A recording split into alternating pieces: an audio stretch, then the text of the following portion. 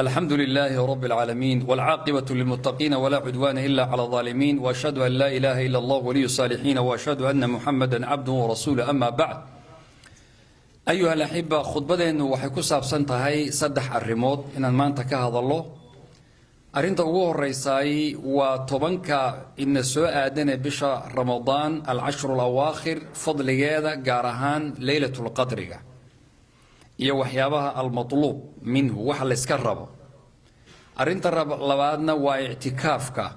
iyo cidii rabta inay i'tikaafto insha Allah in loo sheego ahkaamta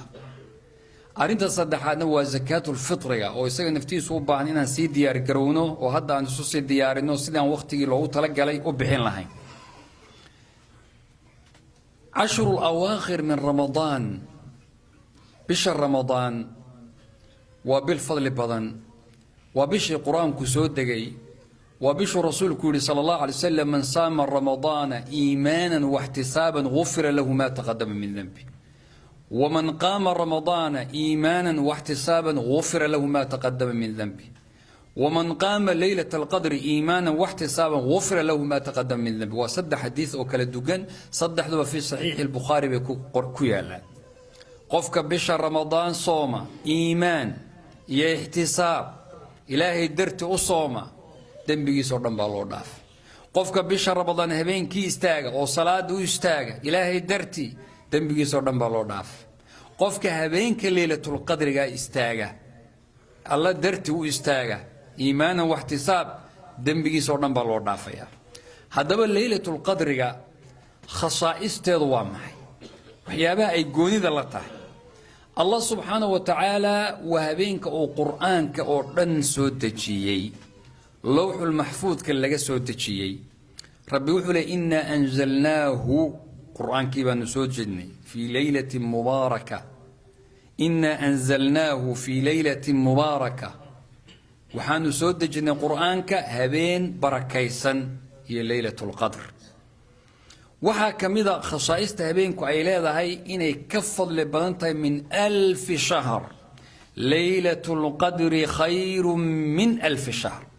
kun bilood bay ka fadli badan tahay bimaana haduu Allah ku waafajiyo habeenka cibaadadeeda oo Allah naga aqbalo ku Allah ku waafajiyo xayaatadaada noloshaada oo dhan waxaad samaysay ka fadli badan tahay wuxuu Allah ku tilmaamay inay tahay mubaaraka إنا أنزلناه في ليلة مباركة وهبين بركة سنو الله بركي وحو الله كتل مامي إن ملائكة سود دكتو هبينك أردن إلى وابرق اللي جارو تنزل الملائكة والروح وحاسود دقا ملائكة ملك جبريل بهبين كاسي سود دقا وحو الله كتل مامي إن تاي هبين كاسي السلام وهبين نبتقل أي سالمة من الشياطين بهبين كاس كان نبتقى شو الشيطان كو وحبا ما سمين كرو سلام هي حتى مطلع الفجر وحو الله كتل مامي إن هبين كا أمور بضن لك الفرقيو ولك الصارو ووحبضن لك الحكمو وهبين كا ليلة الحكم كو ليلة القدر شعبان يددكو أي بضن أوها يستان كو مجرتو بشاني كو جرتو واسكو هبين فيها يفرق كل أمر حكيم وحول بهبين كلا كلا سارة دتك النورانية يا دتك الدمانية كوا بدبادية كوا هلاك سمية كوا يندر لوقري كوا وناق لوقري أجاشة يا أرزاق ذا وحولنا هبين كاسلا كلا حكومة وهبين كا الرسول كتل مامي إن يتهي ليلة القدر من قام ليلة القدر قفك استاجها بينك إيمانا واحتسابا غفر له ما تقدم من ذنبه هذا بل ليلته حقين كجرتها هبين كان حقين كرادنا رسول كايري صلى الله عليه وسلم التمسوها في العشر الأواخر كرادية طبعا كطنبه وطبعا كينوسو آدن إن شاء الله كرادية في 9 بقينا وفي 7 بقينا وفي 5 بقينا وفي 3 بقينا سقال مركي دمانتهاي حلقة وضع حقا لقى سوى تريد سقال مركي دمانتهاي وكوبيا لبات تضوى مركي دمانتهاي صدح يلبات شن يلبات تضوى يلبات سقال يلبات ترى إسدير كرادية إن شاء الله تعالى عائشة رضي الله عنها بالرسول كويديسي سؤال قلت يا رسول الله haddii alla itusiyo habeenka laylatul qadriga oon ogaado maxaan iraahdaa su'aal waxa ugu fiican oo marka habeenka la dhaho waa wixii rasuulku Caaisha baray wuxuu ku yiri waxaad tiraahdaa اللهم إنك عفو تحب العفو فاعف عني دعاء كل علي وأخري وبدي تاكو دعيسو عائشة رضي الله عنها وحي لها بينك كان النبي صلى الله عليه وسلم يجتهد في العشر الأواخر ما لا يجتهد في غير سيدة هذا بالطبان كان بريس ود ذلك جرسونا انت كلا ود ذلك بش وعول بولا بالله بجري إذا دخل العشر شد مئزرة وحيا ليله ويقظ أهله رسولك طبعا كان هدي قشو قنتي وأتكي سنجري وكناية هذا الملتهوي حال قوضا عبادته كد ذلك جري قريها يريرك يحاسكو كفو جري هاو طبعا كابري وحال لوجو يجري عباده هبين كون نولين جري بمعنى هبين كرنبو الصلاة عباده كجري جري خير كيسو كعين جري غيرك خير كوائل لوشة والله كعيوه وكقيب قالان يوم رسولك يقول قفك الرادين يو فمن كان متعريا فليتحريا في السبع الأواخر قفك الرادين ياي حكى الراديو تضبط قدام بيس ولذلك ما انت لو سر الجب بدن وهبين كتطبيق يلا بعتن كوي وانا مداس اي ضد بدن اي دي جرا اصحابته سيده ابي بن كعب وكل دارنجر والله وان اوغي هبين كيتا وهبين كتطبيق يلا بعتن ساس كل دارنجر لكن حكمه كجرته ولا قريه سيده صحيحه صحابي اجتهاد بو دارتي الدلال ولعل بعلم وإلهي سي لكن هبينكو وقرصونيه سي بشر دن لو عباديستو سي طبان كدن ان u taagnaan hadii la inoo sheegi lahaa halka habeen bal istaagi lahaa inta kalena waa laga tagi lahaa masaajid xigmada ilaahay waxa kamid in la nooleeyo habeenado dhan la nooleeyo طيب maxaa marka toban kan bari muhiim inaan sameeyno habeenka hala raadiyo cibaadada la isugu yimaado اعتكاف qofkii samayn karo oo jaanis u leh toban kan bari inuu soo xaroodo masaajidka uu joogo rag iyo dumarba waa soo xaroon karaa walillahi alhamdu masaajidkeena ilaa maalintii la dhisay waa lagu i'tikaafayo habeen waa la joogaa ramadaan walba quraanka in la aqriyo tadabbur iyo khushuuc isku day toban kan bari inaad quraanka dhamayso mar iyo laba iyo saddex intii ku suura gashay إنفاق في سبيل الله واحد بحسن كرت طبعا كتنبه إناد بحسته هذا بشر راني أي فضل بنيت ورسولك صلى الله عليه وسلم كان أجود الناس بالخير وكان أجود ما يكون في رمضان وبحنجر وآذو هذا طبعا كان ضمبه ويكسي حق جرته هذا بقى اعتكافكو وصلنا الرجل ضمر بقى واعتكاف كرا قبله هنا إلهي حمد واعتكافان رجنا واعتكافان اعتكاف كان واحد لهذا قطع العلائق عن الخلائق والاتصال بخدمة الخالق يعني بخدمة الخالق يعني حريرك عاد ددوينها للاهيد سوشيال ميديا يا وحي تكون مشغول سنه يا اموره ترى بدنا ان اسك جوجسو الهي الله يلاتو حرير غار يا مناجات طبعا كابري بل اسكو طيب سيده السنه وانه قفكو oo galo i'tikaafka durba inuu soo galo habeenka 21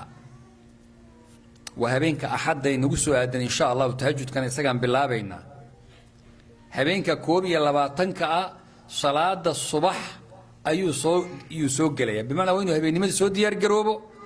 bustihiisa wuxuu rabo soo qaato habeenkii soo diyaar garoobo salaada subax waa inuu san dib u bixin ilaa 10 ay ka dhamaato habeenka ciid uu baxaya بعد مركان لعيليستو إن شاء الله صلاة المغرب كتب حاجية ضن أذاك هذي تماضو وبحي كرا قفكو بل وحو جوين كرا اعتكاف كنا ويسكا كلا جري كرا واجب سيد صلاة وكلا هذا قشاد كبحين ما ولا بحي كرا هذي ضن كو تماضو أنت إلهي كو سورة قلي لو مال موضوع اعتكاف توان مال شن مال موضوع اعتكاف أنت كو سورة قلا سمين كرتا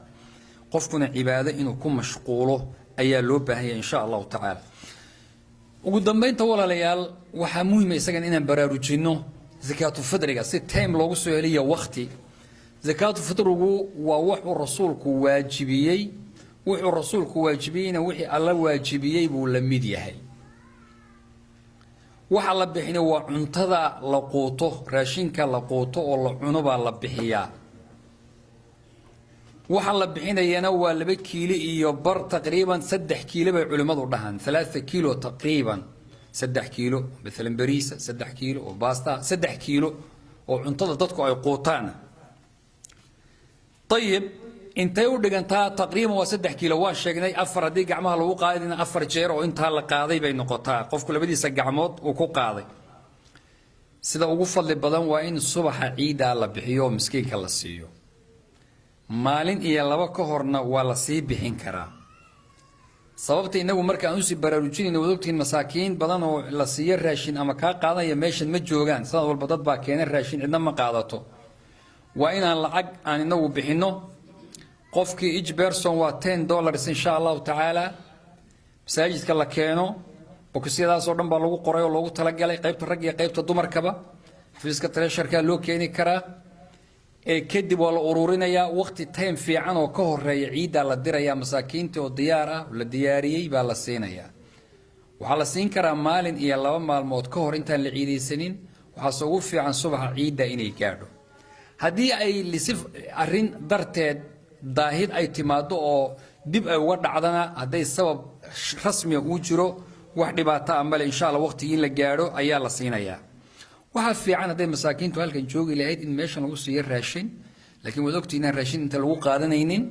marka waxa haboon in masaakiinta loo diro iyo meesha ay joogaan lagu bixiyo qofku waa inuu ka bixiyo reerkiisa xaaskiisa caruurtiisa cidiyad mas'uulka ka tahay oo dhan iyo naftaada waa inaad ka bixiso